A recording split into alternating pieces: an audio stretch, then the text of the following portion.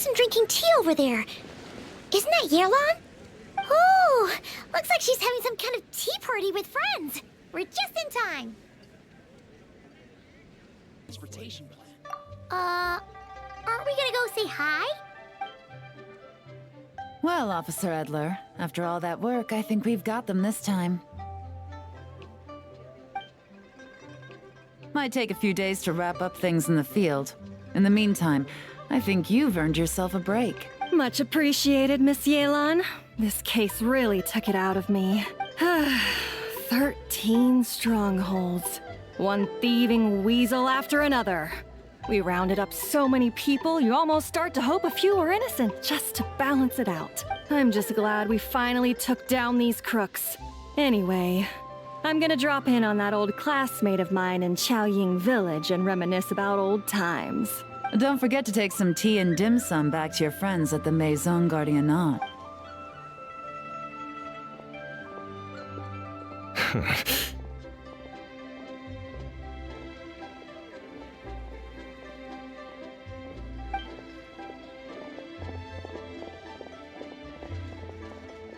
Oh, looks like Yelan's friend left. Paimon kinda wanted to meet her. Ah, another pleasant surprise. Traveler, Paimon, take a seat. Excuse me, a pot of your finest Yunlai white tea if you would, and 2 more place settings. Now, judging by that expression, I assume you came over to ask about the 2 spies that were just watching us. Ah! Spies? What spies? There were spies around here just now? Oh, more than that, I'm sure. I bet they already sent someone to tail Officer Edler. Anything to foil our operation. Oh, so you're tracking down some criminals? They've got some nerve spying on you like that. Pretty bold if you ask Paimon. Well, those tend to be the kinds of cases that cross my desk. If I could leave it to someone else, I would. I could have been on vacation right now. Mora laundering, to the tune of 10 figures and counting. Laundry? What does that have to do with Mora? And who are these figures? There are 10 of them? In layman's terms, a certain merchant in Fontaine possesses a large amount of Mora obtained through illicit means. But it's easy to get caught when you're moving that kind of cash. So you cover your tracks, create a front to avoid detection, and what do you know? Your illegal Mora now looks completely legit. And this merchant's front of choice? Fine art and antique auctioneering. He buys goods from all over Tevat, brings them back to Fontaine, and rebrands them as pieces of fine art, driving. Then, when the items go to auction, he buys them up at their inflated price with his own illicit funds. And through this exchange, the proceeds he receives in return are clean. This process allows him to legitimize his illicit wealth.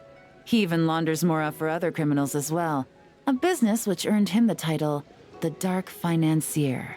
That's to be expected, I suppose. In Chenyu Vale, you can get your hands on exquisite antiques without breaking the bank. Tea sets, porcelain, jade, statues, all easily marketed as pieces of fine art. Liyue goods being used in illicit underground schemes poses a real threat to our trade standing in the long run. So, instead of getting to enjoy my long-awaited vacation in Fontaine, it's back to work for me. Okay, Paimon thinks she gets it now. It's like moving Mora from one hand to the other. In other words, just disguising where it originally came from. But if you know what this merchant is up to, shouldn't it be pretty easy to catch him?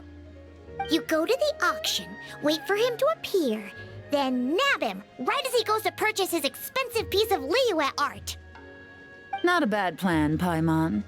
But there are too many loose ends. If you were the mastermind behind this whole scheme, would you really expose yourself as the face of the operation? Oh, yeah. You wouldn't want to be seen doing the dirty work. You'd send someone else instead. Like, if Paimon... You're choosing another transportation. Send the Traveler. No, wait! Even if Paimon turned bad, the Traveler would never... Paimon would need, like, a group of minions or something. Oh. Oh! Paimon gets gets it now. Even if you track down the goods, if this dark financier guy isn't the one doing the buying at the auction, you won't catch him. It's not just a matter of who's at the auction.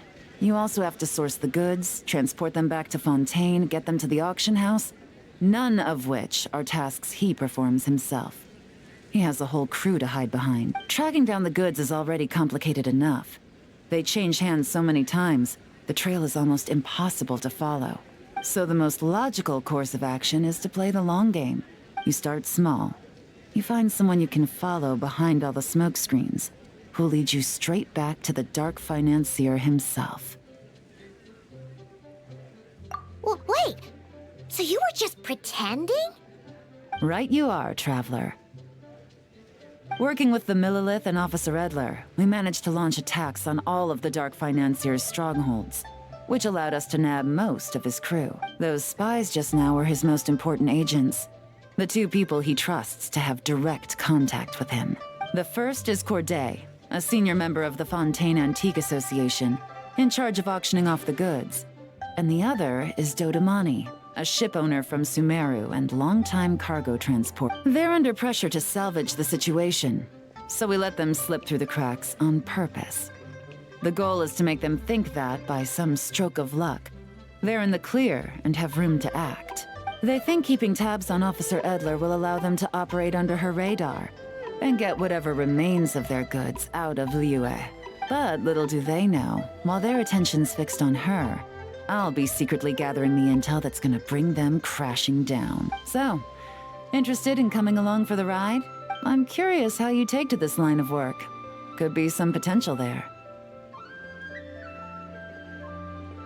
Yeah, we kind of stumbled into this whole thing, but now we're a part of it too. Let's do it! For Yelan, for the people of Chenyavale, and for, the Liyue business world. I admire your selflessness, Trap. Let me be the one to look out for your self-interests then. Namely, your payment. How about we do this the Fontainian way? You'll get exactly what a top agent receives for a dangerous field mission. Getting started is always the hardest part, but luckily, I have a lead. The Dark Financier's crew is even more on guard than usual, so our best bet is to do some counter-surveillance to get on the right track. And I think I know just the place to start. Let's head northeast and see if I'm right.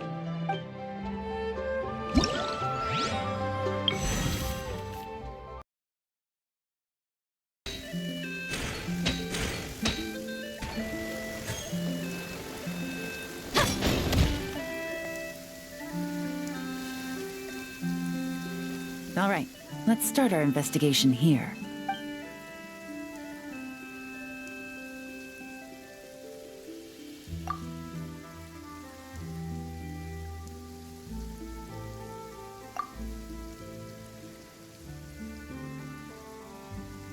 So, we can all agree this is just a normal stretch of wilderness, right? Paimon doesn't see any bad guys to nab around here. Well, it didn't take long for you to understand our role here, Traveler. Thinking like a top agent already. Impressive. Like I said, we need to start small. If we want to track down the man himself, our best bet is to start with his goods. So right now, finding his stock is our #1 priority. And to do that, locating his hidden stronghold is imperative. Which brings us to why we're here. Pretty good vantage point from up here, don't you think? Huh, guess so. Paimon can see the port of Yelan Wharf, the boats in the distance, and some kind of tower. What's that for? It's a lighthouse. The Millilith use it to monitor the situation at sea. In addition, the flashing of the light can also serve as a means of communication. Oh, let's hear it. Not too far off at all, Traveler. The Millilith maintain an impeccable level of security in Shenyu Vale through consistent patrolling. This location offers a perfect vantage point to observe their lighthouse signals and deduce their patterns of behavior, which is a huge help if you need to move goods under the radar. So we should be able to find traces of the Dark Financier's scouts in this area. Oh, okay. Paimon doesn't quite follow, but she'll take your word for it. It's simple. Just take this forensic imaging device and investigate the surrounding area. As long as we're meticulous, I'm positive we'll find something. Well, remember,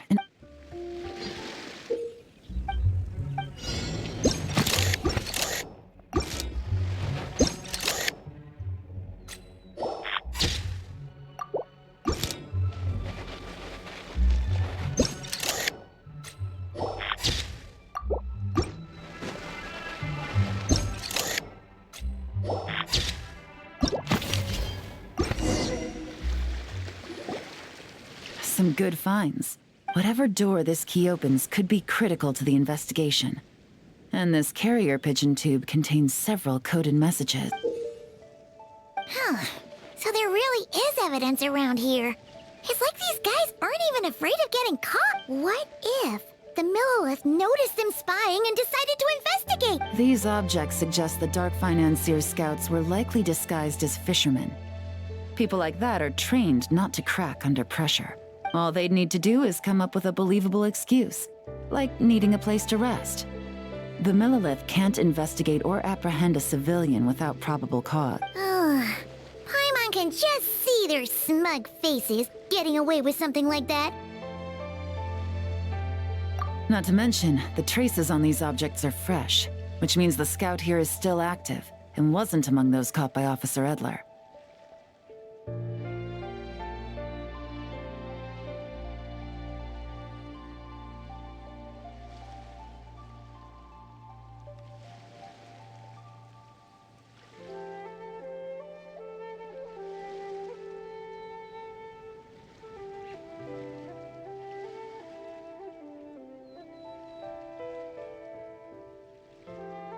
So we need to stay vigilant.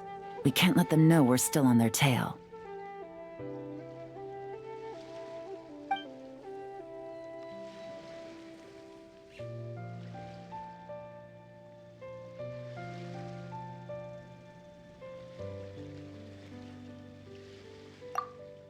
I had a hunch this area was being used as a lookout, and I was right. But that still leaves the question of where the goods are hidden. Any ideas?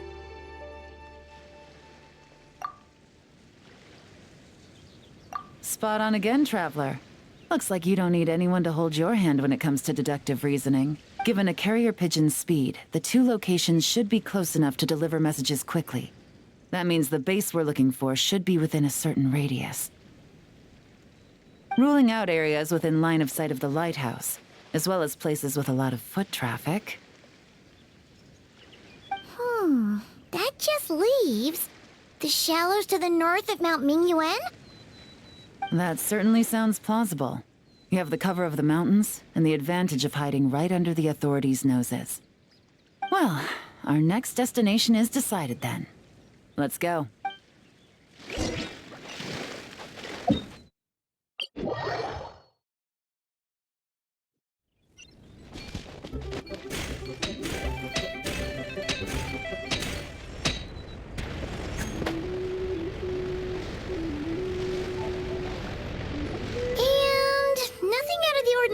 Here either.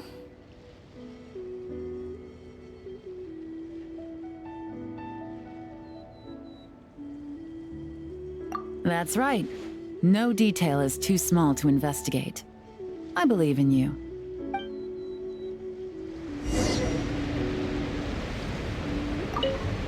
The evidence could be even more well hidden this time.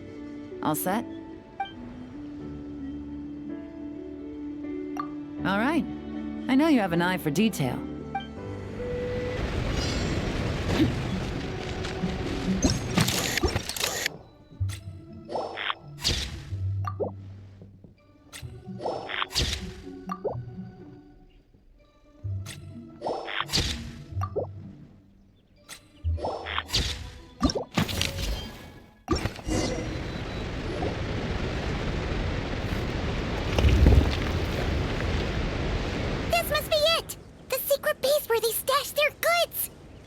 Definitely wasn't easy to find.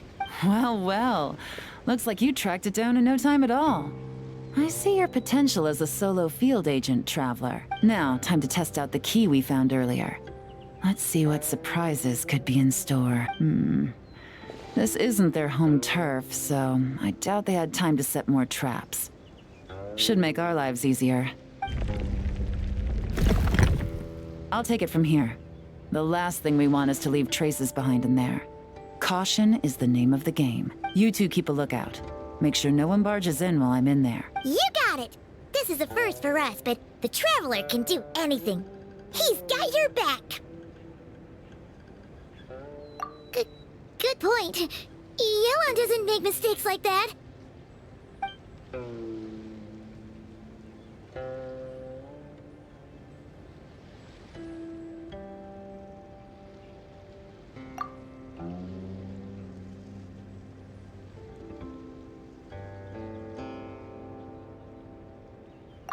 All right, that's done. I've noted the features of all the porcelain items, vases, and teas stored here. We need to keep a lookout for these features at the auction and pinpoint the person attempting to purchase the corresponding goods. Then, we can let them lead us to our main target. Wow, that was fast! You must do that all the time, huh? Now, we wait. There are countless auctions in Fontaine. We can't possibly monitor them all. Besides, that would be a waste of personnel. I'll continue to conduct surveillance in the area, keep tabs on the situation, and attempt to decipher their coded messages. Once his two lackeys move the goods, we can shift our focus to the upcoming auction. And then, we'll have somewhere to start. Got it! All we can do now is wait. Wait, and then follow them straight to the guy behind this whole thing so we can give him the old 1-2 punch! This whole time, Officer Edler has been leading her two stalkers on a wild goose chase around Chaoying Village. Once they decide it was all a waste of time, it's her turn to tail them instead. Not to mention our operation has already put them under extreme pressure. We've forced their hand. I doubt they'll last more than 2 days before making a move. So let's meet back up at Yilong Wharf in 2 days. Find me near the harbor.